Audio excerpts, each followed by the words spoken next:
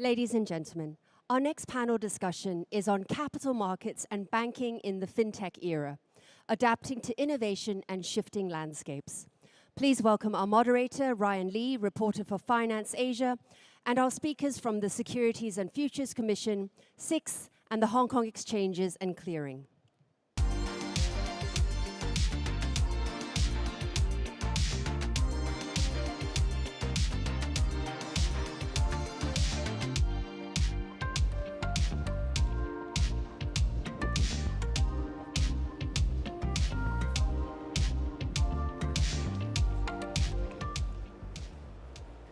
All right, thank you, and welcome to this panel. And I should thank you for staying during this lunch hour, but I promise this panel will be very fruitful for your mind.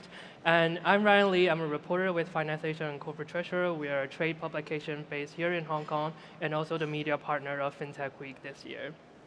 And on the panel, we have three very esteemed guests.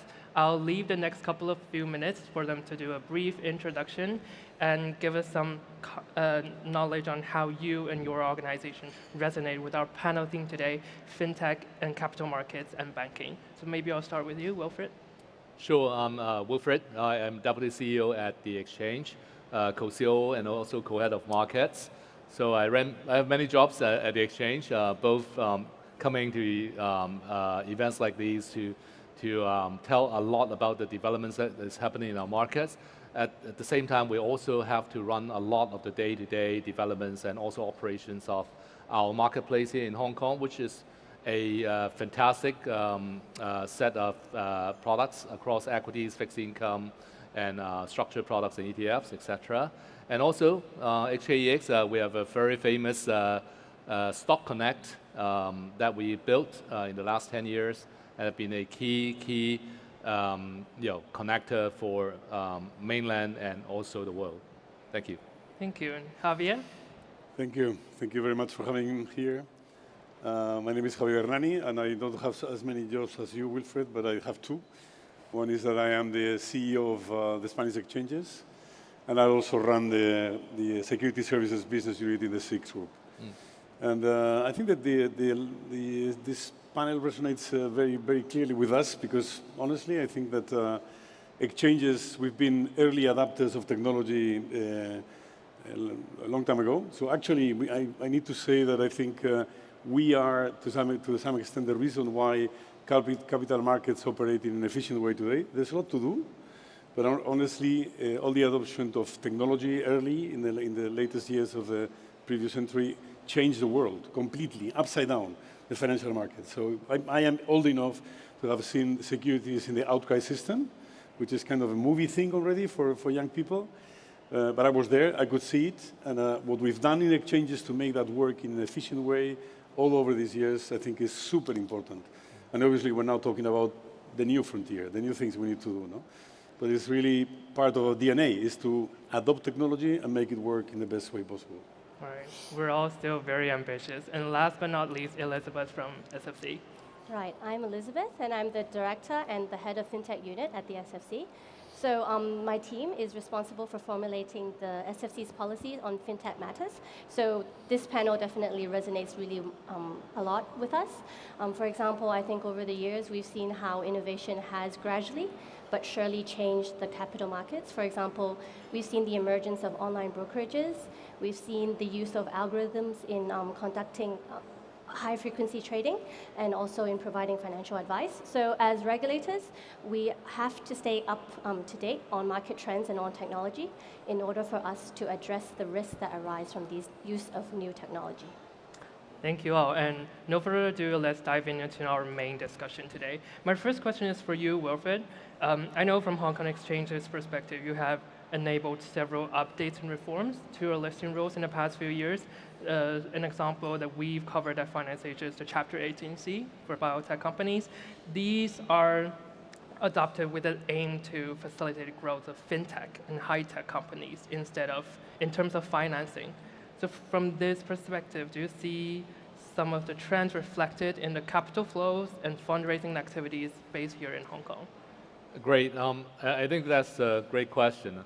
For the people who have been monitoring the Hong Kong market, if you look back, the Hong Kong market 5 or 6 years ago, Hong Kong, what you have is very traditional industries in Hong Kong, right? No matter it's the financials from mainland or the oil sector and other sectors. The reforms that we have been carrying out since 2018, right? The introduction of biotech chapter, for example, WVR and a couple other things really changed the DNA of the Hong Kong market. And today, actually, in the last couple of years, over 65% of the IPO fundraise actually are in the new economy sectors, benefiting from these key reforms that I just talked about. Now, in total, right, in the last 5-6 years, since the listing reforms, we have more than 300 new economy companies listed here in Hong Kong, raising over $1 trillion Hong Kong dollars. And many of them actually are eligible for the Stock Connect program, integrated with the mainland capital as well. So that is, I think, really significant. Now, the picture actually is getting even clearer now and for the future, especially when we look at what's going on in Greater Bay Area developments, where a lot of emphasis actually in Shenzhen is actually providing a lot of market expansion, sandboxes, and technology development possibilities. And that is the Silicon Valley. And Hong Kong is actually the Wall Street, and when we integrate these two together within a 1.5 hour kind of proximity distance, I think that is really powerful. And the recent government's investments into the technology area is going to create a lot more vibes down the road for Hong Kong and our market as well. So I do think that our capital market is getting more and more exciting as we are seeing every day that progresses along. Mm-hmm. And if we were to see specific segments or markets, you just mentioned Greater Bay Area, and what else? Where else are you seeing a great interest coming from? Yeah, and a good area is the biotech area, the 18A chapter, and integrated with the healthcare segments is more than 120 stocks in that space, where it's actually very quickly become the second largest biotechnology fundraising center in the world. Asia's #1. So we have a very vibrant market that is developing, from the incubation phase to the developmental phase, and a big market to be deployed. And again, I think the essential element for these innovation sectors to be possible is actually a combination of a couple of key factors, right? #1, obviously, innovations and entrepreneurship, that has to go with that. Second is the ability to have capital formation. And third, it's actually a major market to deploy.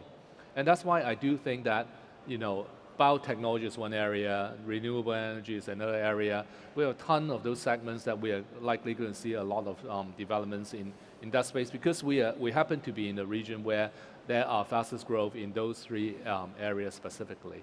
And of course, the latest introduction from last year was the 18C, right, which is the hard tech chapter that cover a broad spectrum of technology as well, right? Which we can talk a lot more later in that chapter as well. Thank you. And entrepreneurship is a key word that you just mentioned. I'd like to bring this topic to Javier. Earlier, also in your introduction, you mentioned a great push across European or the world's capital markets to empower this kind of entrepreneurship. Can you perhaps elaborate more on that to shed more light on this trend you're seeing?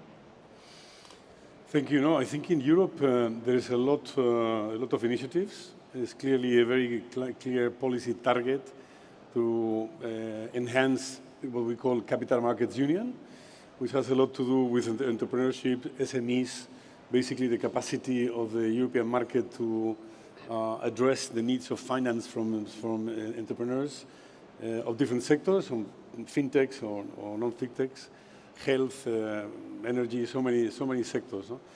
But I need to say that there's a lot of talk and not so much specific regulation or measures or commitments that have been taken. There are some evolutions like the Listing Act and others, which are really starting to help. But a lot of what is happening in Europe actually remains in the hands of the exchanges and other people who are trying to actually build platforms of finance to easier access of finance to entrepreneurs. In our case, for example, we have built kind of a 3-layer building in a city like Hong Kong, which everything is vertical, also vertical. First of all, we have a pre-market segment where we basically, what we do, I call it the gym. So people actually come to exercise and to see how their equity story actually flows into the hands of specific investors. And to start telling them, hey, you need to look for governance, you need to look for transparency. How do you get organized so that actually investors, when they look at you, they see a serious company, not only a couple of friends trying to build up a new thing. No? The scale-up segment is just above this one, is the second floor, where we are basically opening up a segment for companies that are actually already there and they need finance with very low regulatory requirements. And then the third one was the growth segment, which is already for companies who have let's say, a P&L account that is sizable. So what we're trying to do is basically to bring the market as soon as possible in the heads and the hands of the entrepreneurs as an alternative of finance, an alternative to meet interesting investors so they can be the unicorns of the future. I know this is long-term, it takes time, it takes a lot of different companies that some of them succeed, some others fail. But in my opinion, the DNA of markets and exchanges has a lot to do with facilitating this and actually creating the atmosphere and the solutions for entrepreneurs to come to the exchange. I think that is, and find finance. So a lot of talk in terms of political atmosphere, which is good because obviously it is an identified problem, so we really need to be better. But I dare to say that it's the exchanges who are still driving the real initiatives into making this work. Yeah, it's my opinion. Yeah, it's very interesting you mentioned to try to push ahead this kind of connectivity of the whole financial landscape. Yeah. My next question is for Elizabeth. You sit with SFC, a regulator here in Hong Kong, and from your perspective, I wonder how do you evaluate the current fintech landscape here in this city, and if you have any cases to share with us? Right. So the SFC has, in the recent years, been focusing a lot on regulating virtual asset activities in Hong Kong. However, we have also placed quite a bit of emphasis on the use of tokenization, the underlying technology of virtual assets, which is the distributed ledger technology. So in this regard, and also in light of demands from traditional finance, which want to experiment with tokenization, and also in order for us to provide guidance and clarity to the industry so that they can actually know how to manage the risks arising from the use of new technology, we've issued 2 circulars on tokenization back in November 2023. Now, fast forward to this year, with the launch of HKMA's Project Ensemble, the SFC is a core member of the architecture community of the project, and we also co-lead on the tokenization initiatives for the asset management industry. So what we've recently announced, which was yesterday, we've noted that a financial institution has actually successfully completed a simulation of dealing and trading in tokenized money market fund units with tokenized deposits. So we think that this is really a big step forward for the fintech industry. And what I see now is that in Hong Kong, we have now reached the stage where we are moving beyond proof of concept pilots, but we are actually looking into commercialization of real use cases in the capital markets. So I think this is, again, a very big step forward because I think previously we placed a lot of focus, or industry placed a lot of focus on the benefits of blockchain, what blockchain can do for you, but rather it should be the other way around. So you should identify the pain points, the problems that exist currently in the capital markets, and really think about how and whether blockchain is actually the solution to your problems. And that's where the value lies. So if you identify where the problem is, then you can then identify whether blockchain is actually the answer. And if it is, that's how it generates value. So I think going forward, we will see more emerging use cases and commercialization, particularly probably in applying blockchain to asset servicing, in management of operation flow, also reconciliations and collateral management. So I think this is what we'll be seeing, and this is where the fintech landscape is currently in Hong Kong. Thank you. That's really comprehensive. Speaking of Project Ensemble, I'm sure we have a lot of participants here in the room at FinTech Week this day. They are participants of the Project Ensemble. And you just mentioned the underlying technology, DLT. I think that's obviously a huge discussion here at Hong Kong FinTech Week. And if we're looking at some other technology trends, some new technologies like blockchain, DLT, AI, what are some forward-looking trends you will be seeing perhaps over the next 3 to 5 years? In my view, I think we could focus on blockchain, and I think what will happen, it might not be very exciting, but I think blockchain will become important infrastructure in the capital markets in the next 5 years. The reason why I say that I think it's infrastructure, because as I said, I think industry is now looking at use cases for asset servicing or managing operational flows. These are really middle back office processes, seemingly not so exciting, but actually they do form the backbone to ensure that the capital markets can operate smoothly and efficiently. So when we talk about tokenization bringing about efficiencies, I think there has been a lot of focus on atomic settlement, but actually there could also be focus on for the processes leading up to settlement. Can we actually enhance this? Can we actually make it more efficient through the use of tokenization? So I think the focus on atomic settlement probably is more of a different topic, because if you need to be able to do atomic settlement, you would need to pre-fund, which currently this is not what the capital markets are doing, and it might not actually be what the capital markets want. So I think the emergence of the use case in the future would probably be underlying infrastructure, which is very important to the functioning of the capital markets. Thank you. I think that could also be a very interesting discussing point for Wilfred and Javier, because from an exchange perspective, obviously you're adopting various fintech technologies, and a lot of discussions we've had were on operational efficiency, how to improve that kind of speed that you do those settlements. And from your perspective, how are you, perhaps Wilfred, you go first, and from a Hong Kong Exchange perspective, how are you integrating fintech into your operation models from a day-to-day basis? Yeah, I think I agree with what Elizabeth said. I think we don't try to look for use cases based on technology. We look at what we need to solve from a pain point perspective and what kind of technology is actually best fitted to solve that. So in that particular applications, we have a lot of good examples that we have done. For example, in the shortening of our IPO cycles, we release a system called FinTech, which is a cloud-based system, and it's a perfect place where a public cloud type solutions will makes a lot of sense in that setting. And in the post-trade settlement efficiency perspective, we have built Synapse, which is a smart contract-based solutions to help optimizing in workflows. So there are many different cases. AI, we also have been using for the last 4 years in specific areas that we feel that it makes sense. And quite frankly, I think even more so, we are exchanges, right? I do think that we are a technology company ourselves. We are not there to just facilitating flows and make trades happen, but we take the ownership of thinking about the pioneer solutions to solve pretty complicated problem and the changes that is happening in the marketplace. No matter, like another good example that Elizabeth mentioned about, the deployment of high frequency trading in algo trading, and the amount of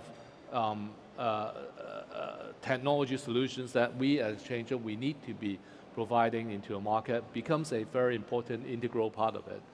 And that's why we consisting investing a lot of money in CapEx into technology area. So that's why I said we are a technology company.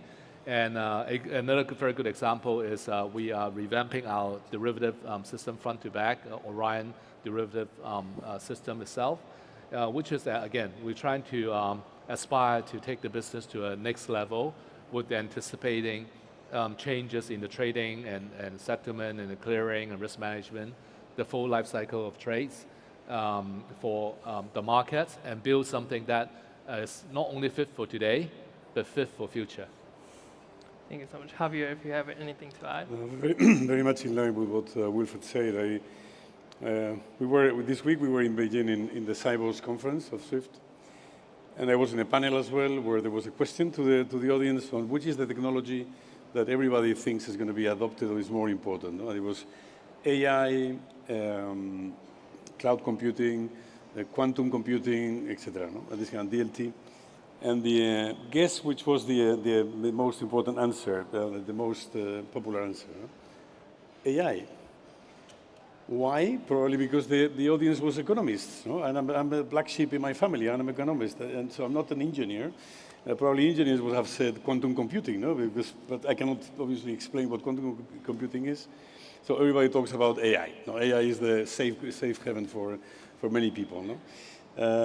Clearly, this is a technology that we are all adapting in this moment in different topics. For example, we're doing things around the prediction of settlement according to patterns, which I think is very easy to understand. And I think every exchange is trying to help the settlement members with patterns of how well the settlement looks like.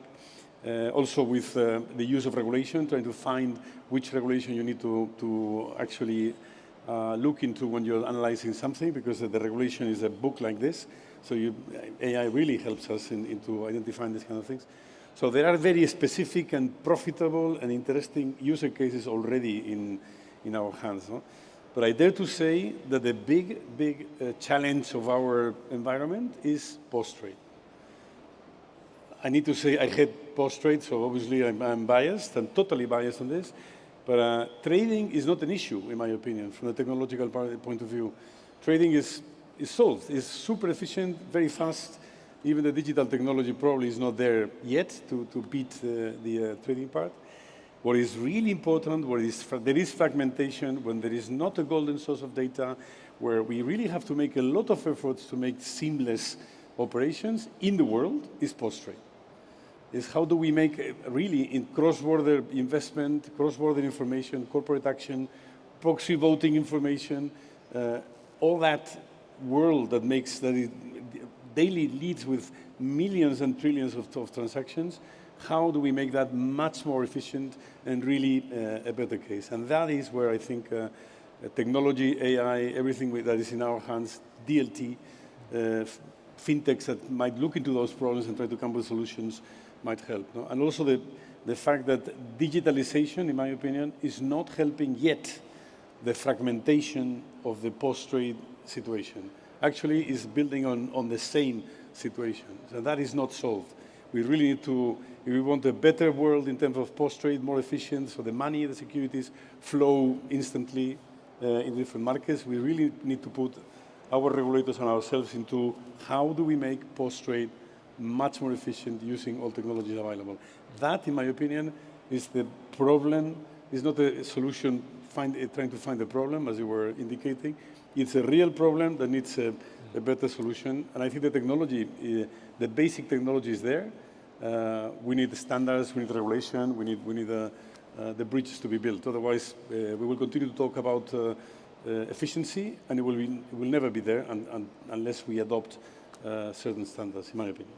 Yeah, that's super insightful. I think you just mentioned cross-border trading. I think that's a very interesting point to touch on again, because obviously this is your first time in Hong Kong. And It is. From your perspective, how do you think those technologies will help connect global capital markets, such as Europe, where you are based in, and markets like Hong Kong and Asia? Well, first of all, I'm really not surprised, because I knew, but I'm really impacted by the activity and the dynamism of this city. Now, I think it's very clear that there's a lot of innovation, a lot of people trying to do new things. It's really, really thrilling. It's really interesting. Everything we do is to try to connect. Everything we do is to try to connect. In the experience of the HKEX group, for example, we have the Spanish ecosystem and the Swiss ecosystem and the digital ecosystem. So actually, we need to work daily on three ecosystems.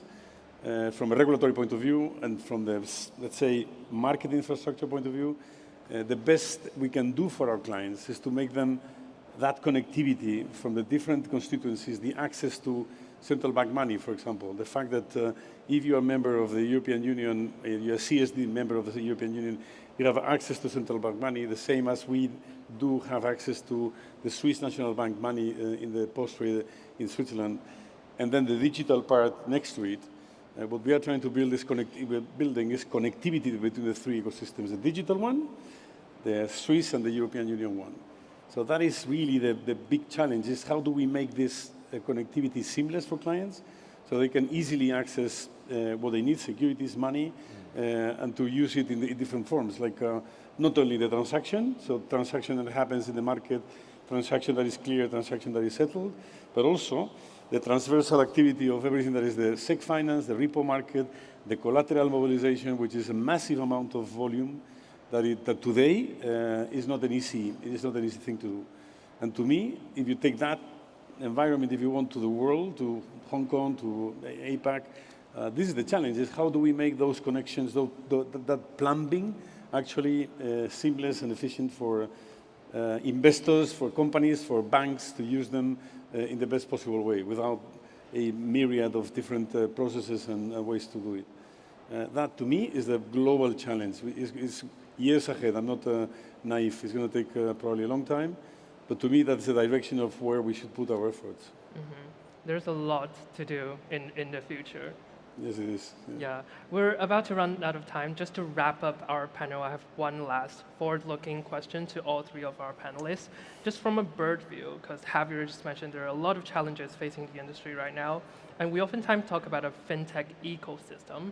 And from your different point of views, how could we, perhaps in the near future, how could we better work together, facing so many technologies, so many tensions, so many different challenges? How should we pose ourselves to work towards a better future? I'll start with you, Elizabeth. Right. I moderated a panel, a roundtable yesterday on tokenization, and one of the questions I asked was, what is the role of the regulator in relation to, the fintech ecosystem? How can we actually help? So I think one of the obvious answers was that we can continue to provide regulatory guidance, regulatory clarity, so that when the industry decides to experiment, to adapt new technologies, they can do it with certainty and to ensure that they can, really integrate it into their systems. Another point that was raised was that we, as we always do, keep an open dialogue with the industry. We can help them continue with their journey and to really identify where the value lies. So we are very happy to take up this role to continue our dialogue and help the industry move along in order for them to really grow into a big ecosystem. Perfect. And Wilfred, your views on this? Sure. I think any capital markets is vibrant when you have great products and underliers that you're offering, great participations from flows all over the world, and at the same time, a great infrastructure, market structure that people can manage, right? So in all those regards, I think technology have a key role to play in the different circumstances, and it's always around the basis of making it more efficient, safer, and ability to scale, right, in a massive way. And that will help them, in general, the way the market evolving to be a more continuous trading across different time zones and different days and all those, right? And we here in Hong Kong, HKEX, it's even more important role that we are that super connected for mainland China and the world, and how we are going to build on more of the success that we have in Connect across from stocks, bonds, ETFs, and also swaps into many other places, and allow that to scale in a major way. I think technology will play a key role. Thank you. And Javier, just to sum up. No, to me, I cannot improve what Wilfred said. I will just say what I think fintechs need is an ecosystem where they find finance. Here we are to help them with that.